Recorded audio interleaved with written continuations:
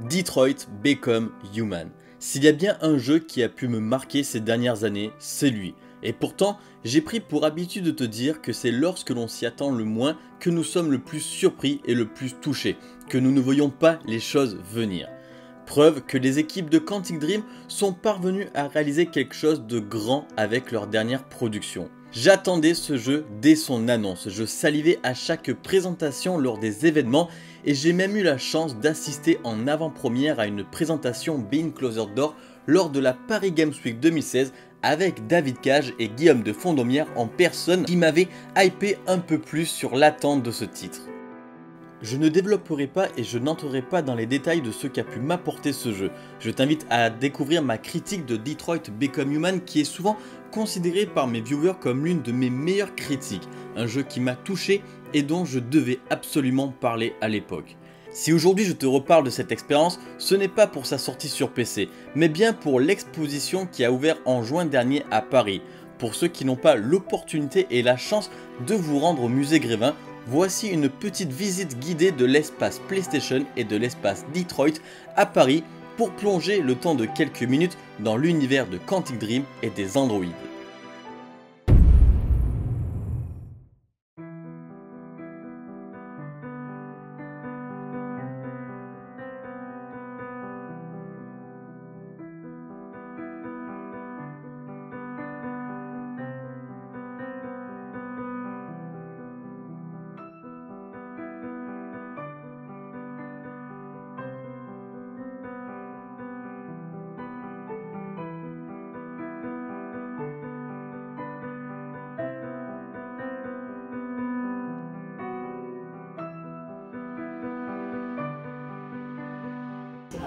Donc on peut voir que directement ça commence par une ambiance PlayStation Detroit, parce que bon, le bleu est vraiment dominant à la fois chez PlayStation et chez Detroit.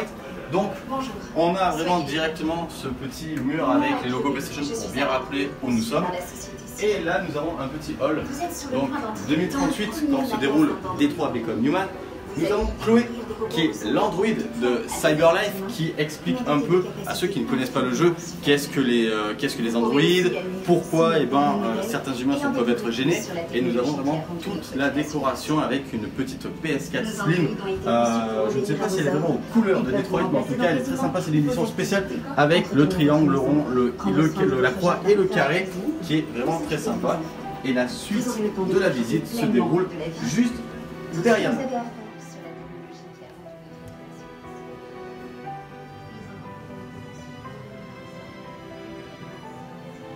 Bienvenue chez Cyberlife, donc nous sommes carrément dans un store Cyberlife comme dans le jeu. Donc derrière moi nous avons directement la X400 qui est donc Kara, qui est fidèlement reproduite. On est copains de Cyberlife, donc moi aussi je viens ici. Donc voilà, elle est vraiment hyper bien reproduite, elle est vraiment comme dans le jeu, comme dans la première séquence du jeu. On peut voir ici les différents composants de Kara avec forcément des images du jeu, donc les jambes, les bras, c'est vraiment exceptionnel. Ça a vraiment été pensé comme un magasin Cyberlife, comme si on venait acheter, donc forcément c'est du décor, ce n'est pas véritablement des choses à acheter, mais voilà, ça a vraiment été pensé comme si on était dans une boutique Cyberlife, ce qui est assez exceptionnel. Et si on va juste là-bas, ça va plus loin puisqu'on va voir carrément la Kara version E3. Lorsque le jeu a été annoncé, on avait eu un teaser avec cette Kara là, donc c'est assez impressionnant, c'est vraiment bien fait. Ça parle un peu les images parlent d'elles-mêmes, c'est vraiment super bien fait. Avec forcément voilà, l'habillage, moi j'adore, je trouve on a vraiment l'impression d'y être. Là on voit comme dans le jeu quand les androïdes sont vraiment classés les uns derrière les autres avec des tenues, c'est vraiment excellent.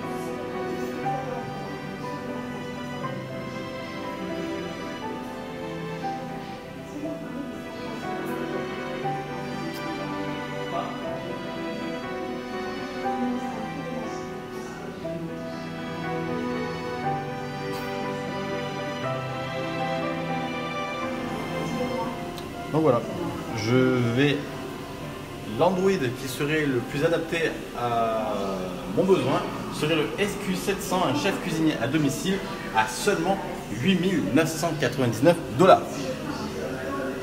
On arrive déjà, entre guillemets, à la fin de cette partie de Detroit. Elle est vraiment petite, mais elle est extrêmement bien faite. Avec le petit couloir où Chloé nous explique encore, voilà, elle nous remercie de notre visite, elle nous explique combien il y a de robots, etc. Et là,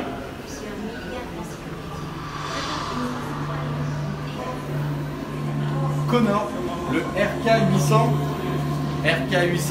interprété par Brian Deschartres, qui est représenté, qui est relativement bien fait, qui a sa petite loupiote et qui conclut donc cette partie Detroit Become Human qui va se conclure juste derrière moi avec des escaliers avec plusieurs artworks du jeu, etc. C'est plutôt vraiment sympa.